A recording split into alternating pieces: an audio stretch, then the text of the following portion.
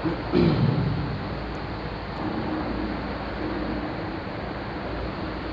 ونصلي على رسوله الكريم اما بعد اعوذ باللہ من الشیطان الرجیم بسم اللہ الرحمن الرحیم۔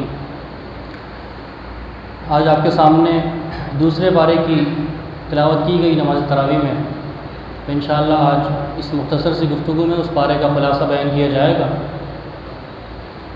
کل چونکہ پہلا پارہ تھا اور اس میں پہلے پارے کے شروع میں سورۃ الفاتحہ بھی آتی ہے، تو اس میں ہمیں کچھ اضافی باتیں کرنے میں کچھ اضافی ٹائم لگ گیا۔ انشاءاللہ آج مختصر بیان ہوگا، سب ساتھی سن کے جائیں، انشاءاللہ ضرور فائدہ ہوگا۔ تو دوسرے پارے کے آغاز میں سب سے پہلی آیت سَيَقُولُ السُّفَهَاءُ مِنَ النَّاسِ مَا وَلَّاهُمْ عَنْ قِبْلَتِهِمُ الَّتِي كَانُوا عَلَيْهَا قُلْ لِلَّهِ الْمَشْرِقُ وَالْمَغْرِبُ۔ اب یہ سورۃ البقرہ ہی چل رہی ہے۔ سورۃ بقرہ جیسا کہ آپ سب کے علم میں ہے کہ قرآن کی سب سے بڑی سورت ہے، اور یہ تیسرے پارے تک چلتی رہے گی، کم و بیش 2.5 پارے تک سورۃ البقرہ چلے گی۔ تو اب دوسرے پارے کے شروع میں تحویل قبلہ کا ذکر ہے۔ تحویل قبلہ یعنی جو قبلہ تبدیل ہوا تھا۔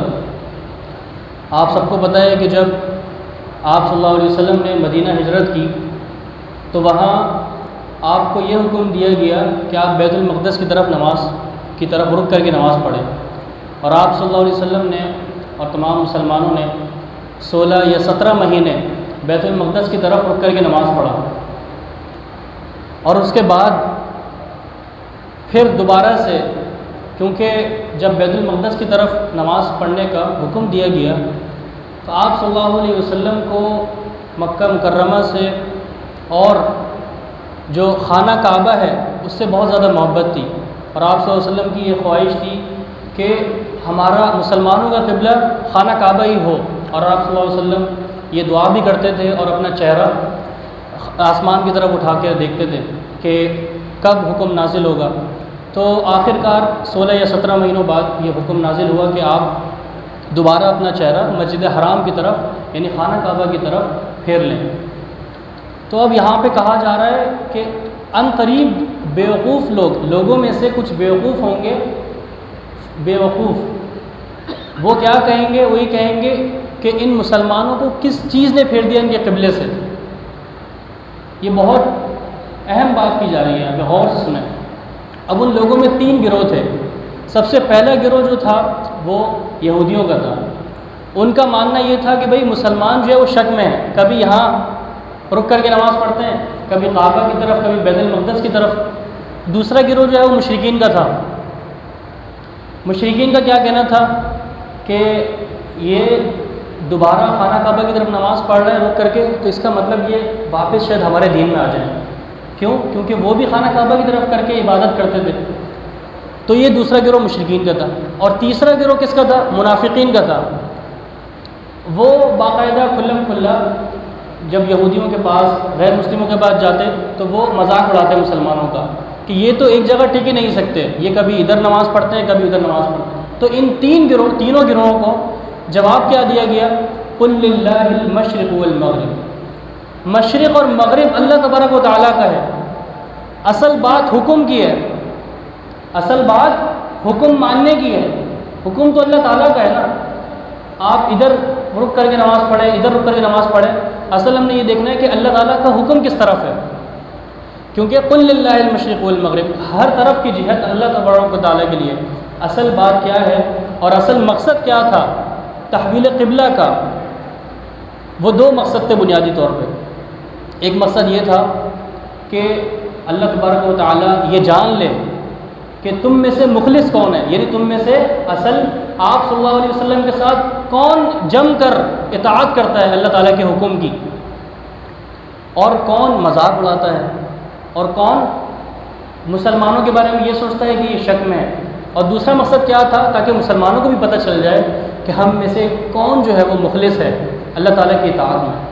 تو یہ تحویل قبلے کی بحث ہے اسٹارٹ ہوئی۔ اور آپ حضرات میں سے بہت سے لوگ عمرے پہ گئے ہیں، حج پہ گئے ہیں، تو وہاں مدینہ میں جاتے ہیں، وہاں مسجد قبلتین جو ہے، تو اس کا یہی واقعہ ہے کہ اس مسجد میں بیت المقدس کی طرف رک کر کے نماز پڑھی جا رہی تھی، عصر کی نماز تھی، رکوع میں تھے۔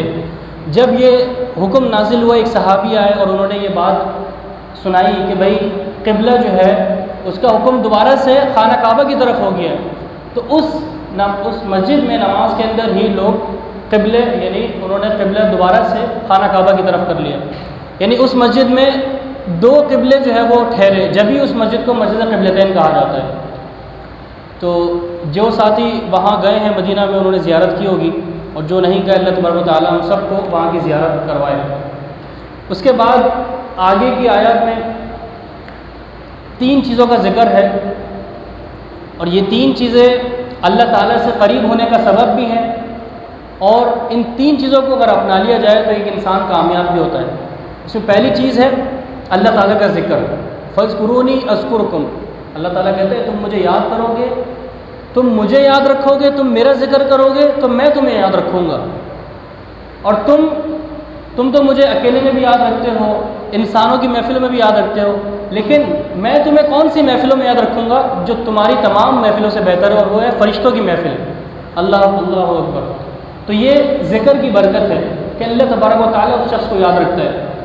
سب سے عظیم ذکر سبحان اللہ و بحمدہ سبحان اللہ العظیم، صحیح بخاری کی آخری حدیث، یہی حدیث ہے کہ اس میں یہ ذکر بیان کیا گیا کہ اللہ تبارک و تعالیٰ کو یہ 2 کلمے بہت زیادہ محبوب ہیں۔ حدیث میں آتا ہے کہ جو شخص ان 2 کلموں کو، یعنی سبحان اللہ و بحمدہ سبحان اللہ العظیم 100 دفعہ دن میں پڑھ لے انشاءاللہ اس کا داخلہ جنت میں ہو جائے گا انشاءاللہ۔ تو ہم سب کو چاہیے کہ ہم اس ذکر کو اپنی زندگی میں عام کریں اور اپنے گھروں میں بھی جا کے بتائیں۔ دوسری چیز کیا ہے؟ شکر۔ اگر ایک انسان شکر کی عادت ڈال لے، یعنی اللہ تبارک و تعالیٰ نے جو نعمتیں دی ہیں ان کا صحیح استعمال کر لے، یہ ہے شکر۔ کلوا واشربوا ولا تسرفوا، کھاؤ پیو، جو اللہ تبارک و تعالیٰ نے حلال نعمتیں دی ہیں کھاؤ پیو، لیکن اسراف نہیں کرو، ان کا غلط استعمال نہیں کرو۔ تو شکر کا کیا فائدہ ہوگا بھائی؟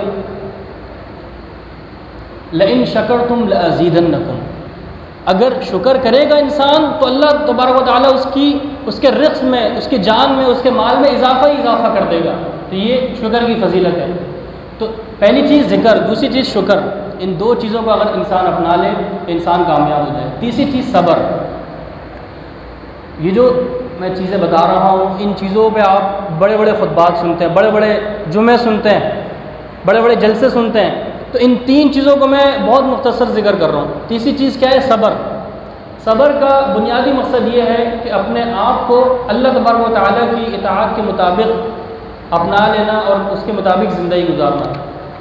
یعنی 2 چیزوں میں صبر آپ یوں سمجھ لیں کہ اللہ تبارک و تعالیٰ نے جو بھی ہمیں عبادات کا حکم دیا ہے، اب ان کو اپنانے میں، ان عبادات کو بجا لانے میں جو بھی آپ کو تکالیف ہوتی ہیں اس پہ صبر کرنا، اور اللہ تبارک و تعالیٰ نے جو بھی چیزیں حرام کی ہیں ان سے بچتے ہوئے بھی انسان کو بہت زیادہ صبر کرنا پڑتا ہے۔ اسی چیز کا نام صبر ہے کہ اگر انسان صبر کر لے تو انسان کے لیے پھر بہت ہی بڑی بشارت ہے، اور وہ ہے جنت کی صورت میں۔ اب دیکھیں صبر، بہت مختصر بات کروں گا، صبر کن کن چیزوں پہ کیا جاتا ہے؟ جب انسان کو آزمائش آتی ہے تو یہاں آیت ہے وَلَنَبْلُوَنَّكُمْ بِشَيْءٍ مِّنَ الْخَوْفِ وَالْجُوعِ، انسان کو خوف ہوتا ہے، یعنی خوف کی آزمائش ہوتی ہے، جان کا خوف، مال کا خوف، پھر آگے والجوع، بھوک کا خوف، یعنی اللہ تبارک و تعالیٰ بھوک کے ذریعے بھی انسان کو آزماتا ہے۔ بھوک بھی کس طرح کی ہوتی ہے؟ ایک تو یہ ہے کہ انسان کے پاس بہت مال ہے لیکن کھانا ہی موجود نہیں ہے، کہاں سے کھانا خریدیں، بھوکا رہے گا انسان، یہ بھی آزمائش ہے۔ ایک یہ ہے کھانا تو بہت ہے لیکن پیسے نہیں ہیں، کھانا تو بہت ہے ہر جگہ لیکن پیسے نہیں ہے خریدنے کے لیے، آزمائش ہے اللہ تبارک و تعالیٰ کی طرف سے۔ تیسری چیز، آپ کی جیب میں پیسے بھی ہیں، کھانا بھی موجود ہے لیکن ڈاکٹر صاحب نے منع کر دیا، کھانا نہیں ہے، آزمائش دیکھیں اللہ تبارک و تعالیٰ کی طرف سے۔ اگر صبر ہوگا ان تمام چیزوں پہ تو پھر ہی آپ تمام لوگوں کے لیے اللہ تبارک و تعالیٰ کی طرف سے بشارت ہے جنت کی۔ اور پھر آگے ان لوگوں کا ذکر کیا گیا کہ جب بھی انہیں کوئی مصیبت پہنچتی ہے تو وہ کیا کہتے ہیں؟ قالوا انا للہ و انا الیہ راجعون، کہ ہم نے اللہ تبارک و تعالیٰ ہی کی طرف لوٹ جانا ہے، اور یہ تمام کی تمام چیزیں اللہ تبارک و تعالیٰ ہی کی طرف سے عطا کرتے ہیں۔ تو جو بھی صبر کرے گا اسے 3 نعمتیں اور ملیں گی، اولئک علیہم صلوات من ربہم ورحمہ واولئک هم المہتدون، صبر کا پھل نمبر 1 صلوات. صلوات کو آپ بنیادی طور پہ یہ سمجھ لیں کہ یہ رحمت سے ہی نکلا ہے، یعنی اس میں رحمت یعنی شفقت، اللہ تبارک و تعالی اس کو اپنی رحمت اور شفقت میں ڈھانپ لے گا اس انسان کو. دوسری چیز اللہ تبارک و تعالی کی رحمت یعنی اس کی حفاظت اس کو نصیب ہو جائے گی، یعنی عذاب ٹل جائے گا اس پہ سے. تیسری چیز ورحمہ یعنی ہدایت نصیب ہو جائے گی، اور ہدایت نصیب ہو گئی تو کیا ہوگا؟ گمراہی سے دور ہو جائے گا انسان. اور سب سے بڑی ہدایت جو ہم نے کل سورۃ الفاتحہ میں پڑھی ہے وہ سیدھے راستے کی ہدایت ہے. تو اہدنا الصراط المستقیم. تو ان تمام چیزوں کے صبر کے حوالے سے گفتگو ہے یہاں پہ. تو یہ کچھ پریکٹیکل یہ کچھ علمی باتیں ہیں صبر کے حوالے سے. اب آگے صبر کے حوالے سے عملی ایک آیت آ رہی ہے جس میں صبر کا پریکٹیکل اللہ تبارک و تعالیٰ نے ذکر کیا ہے. ان الصفا والمروۃ من شعائر اللہ. یہاں پہ حضرت حاجرہ علیہ السلام اور حضرت اسماعیل علیہ السلام کا ذکر ہے کہ جب حضرت ابراہیم علیہ السلام ان کو چھوڑ کے گئے اللہ تعالیٰ کے حکم سے، تو یہ صبر کی مثال ہے، بہت اعلیٰ مثال ہے. اللہ اکبر. کہ وہاں پانی نہیں موجود تھا، بواد غیر ذی زرع، وہاں کوئی کھانے کی چیز موجود نہیں تھی. تھوڑا تصور کریں کہ اس عورت کا کیا صبر کہ وہ صفا اور مروہ جو 2 پہاڑیاں ہیں اس کے درمیان جو ہے وہ دوڑ رہی ہیں پانی کی تلاش میں کہ کسی طرح مجھے کچھ مل جائے. اپنی اولاد کے ساتھ وہاں پہ وہ اکیلی ہیں. تو اس صبر کا نتیجہ دیکھیے کہ اللہ تبارک و تعالیٰ نے ان 2 پہاڑیوں صفا مروہ کو رہتی دنیا تک نشانی بنا دیا. یعنی جو شخص بھی جائے گا وہاں اب حج پہ عمرے پہ وہ ضرور ان 2 پہاڑیوں کے درمیان کیا کرے گا؟ سعی کرے گا. اللہ اکبر. تو یہ صبر کے نتائج ہیں، یہ صبر کا پھل ہے. اللہ رب العزت ہمیں توفیق دے کہ ہم صبر کو اپنائیں. اس کے بعد آیت نمبر 159 میں بہت ہی اہم بات کی جا رہی ہے. ان الذین یکتمون ما انزلنا من البینات. کل ہم نے بات کی تھی کہ آپ سے جب کوئی سوال کرے اور آپ کو اس چیز کے بارے میں علم نہ ہو تو آپ کیا کہتے ہیں؟ مجھے اس چیز کے بارے میں علم نہیں ہے. جو فرشتوں نے کہا تھا نا قالوا سبحانک لا علم لنا، ہمیں کوئی علم نہیں ہے اس چیز کے بارے میں. تو یہی قاعدہ ہے. اب یہاں یہ ذکر کیا جا رہا ہے کہ اگر آپ سے کوئی چیز پوچھے اور آپ کو اس چیز کا علم ہے اور آپ وہ علم اس سے چھپائیں تو یہ بہت بڑا گناہ ہے. اولئک یلعنہم اللہ ویلعنہم اللاعنون. ایسے لوگوں پر اللہ تبارک و تعالیٰ کی لعنت ہے اور دنیا جہاں کے لوگوں کی لعنت کرنے والوں کی اس شخص پہ لعنت ہے. تو یہ بہت بڑا گناہ ہے کہ انسان کو ایک چیز کا علم ہے، دینی مسئلے کا علم ہے، لیکن وہ اس کو چھپائے، وہ دوسرے لوگوں کو وہ نہ بتائے. تو یہ بہت بڑا علم ہے، بہت بڑا گناہ ہے. اور اسی آیت کے فوراً بعد اللہ تبارک و تعالیٰ کتنا غفور الرحیم ہے، کتنا تواب ہے. اس کا انداز دیکھیں قرآن کریم میں. یہ بات کرنے کے بعد اگلی ہی آیت میں اللہ تبارک و تعالیٰ کیا کہتا ہے؟ الا الذین تابوا واصلحوا وبینوا فاولئک اتوب علیہم وانا التواب الرحیم. مگر وہ لوگ جنہوں نے توبہ کر لی، یعنی یہ جو گناہ کیے انہوں نے اس سے توبہ کر لی اور اصلاح کر لی. توبہ کا مقصد کیا ہوتا ہے؟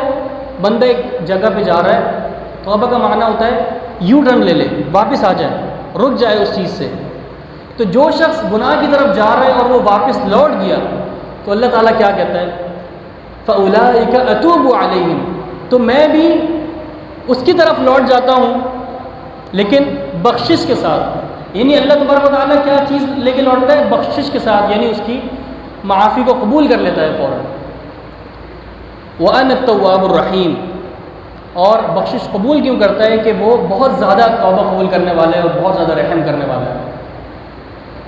تو اگر ایک انسان ان آیات کو سن کے بھی اللہ رب العزت سے محبت نہ کرے، اس ذات کے ساتھ نہ جڑے، اس ذات کو اپنا رب نہ مانے، اس ذات سے اپنی گناہوں کی معافی نہ مانگے تو بہت ہی بدبخت ہے وہ شخص. اور رمضان کا بنیادی مقصد اور ٹارگٹ یہی ہے کہ ایک انسان اس مہینے میں اپنی مغفرت کروا لے. کیونکہ حدیث میں اس شخص کو بدبخت کہا گیا کہ جو اس مہینے کو پائے اور وہ اپنی مغفرت نہ کروا سکے، اپنی بخشش نہ کروا سکے. تو اللہ رب العزت سے ہمیں ہر وقت معافی مانگتے رہنا چاہیے، استغفار کرنا چاہیے۔ بس آخری کچھ باتیں ہیں انشاءاللہ۔ اس کے بعد کافروں کے حوالے سے ایک بات کی جا رہی ہے کہ کافروں کو قیامت کے دن جنت کی نعمتیں دکھائی جائیں گی، جنت کی نعمتیں دکھائی جائیں گی، اور ان کو یہ جتلایا جائے گا کہ اگر تم اچھے اعمال کرتے تو تمہیں یہ سب کچھ مل سکتا تھا، تمہیں یہ چیزیں مل سکتی تھیں، یہ مقام مل سکتا تھا جو آج جنتیوں کو ملا۔ لیکن اس دن وہ کافر جو اس دنیا میں یہ کہتے رہے، وہ مشرک جو یہ کہتے رہے کہ ہم اس کے وسیلے سے آگے پہنچ جائیں گے، ہمارے ساتھ یہ ہمارے بابا ہیں، ہمارے پیر ہیں، لیکن اس دن قیامت کے دن یہ فیصلہ ہو جائے گا وَتَقَطَّعَتْ بِهِمُ الْأَسْبَابُ، جتنے بھی تعلقات ہیں انسان کے، جتنے بھی سورسز ہیں، جتنے بھی اسباب ہیں، وہ سب منقطع ہو جائیں گے۔ اس دن انسان کا رب اور انسان آمنے سامنے کھڑے ہوئے ہوں گے، لَيْسَ بَيْنَهُ وَبَيْنَ اللَّهِ ترجمان، اس انسان کے درمیان اور رب کے درمیان کوئی ترجمان نہیں ہوگا، انسان اپنے رب کے سامنے بالکل کھڑا ہوگا اور اپنا حساب دے گا۔ اللہ تبارک و تعالی ہمارا حساب آسان فرمائے۔ اس کے بعد آگے اسی بارے میں، دوسرے بارے میں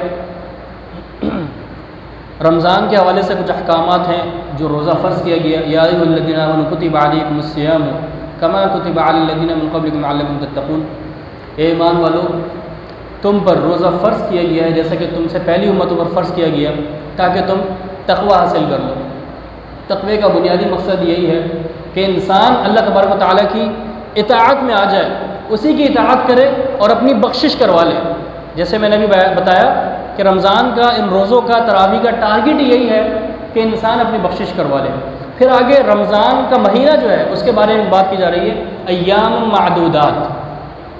آپ سب کو پتہ ہے رمضان کے 30 روزے ہوتے ہیں، 29 روزے ہوتے ہیں، لیکن یہاں کہا جا رہا ہے ایام معدودات، یہ گنے چنے دن ہیں۔ اور آپ غور کریں، واقعی یہ گنے چنے ہی دن ہوتے ہیں، یہ بہت جلدی گزر جاتے ہیں۔ ابھی آج دوسری تراویح ہے، کچھ دن بعد 20 تراویح ہو جائیں گی اور اسی طرح یہ مہینہ ہم سے گزر جائے گا۔ تو یہی کچھ وقت ہے، یہی کچھ موقع ہے ہمارے پاس کہ ہم اپنی اصلاح کے لیے یہاں بیٹھ جائیں اور اپنی اصلاح کر لیں اور اللہ تبارک و تعالیٰ سے ہم اپنا تعلق مضبوط کر لیں۔ اور اس کے بعد آگے کی آیات میں حج اور عمرے کے حوالے سے ذکر کیا جا رہا ہے کہ حج اور عمرے کی فضیلت یہ ہے کہ جو شخص سنت کے مطابق حج کرے اور ایسا حج کرے کہ جو اللہ تبارک و تعالیٰ قبول کر لے، تو الحج المبرور لیس لہ جزاء الا الجنہ، تو ایسے حج کا صرف اور صرف جو بدلہ ہے وہ جنت ہی ہے۔ اللہ تبارک و تعالیٰ ہم سب کو ایسا حج نصیب فرمائے اور اللہ تبارک و تعالیٰ ہمیں عمرہ کرنے کی سعادت نصیب فرمائے۔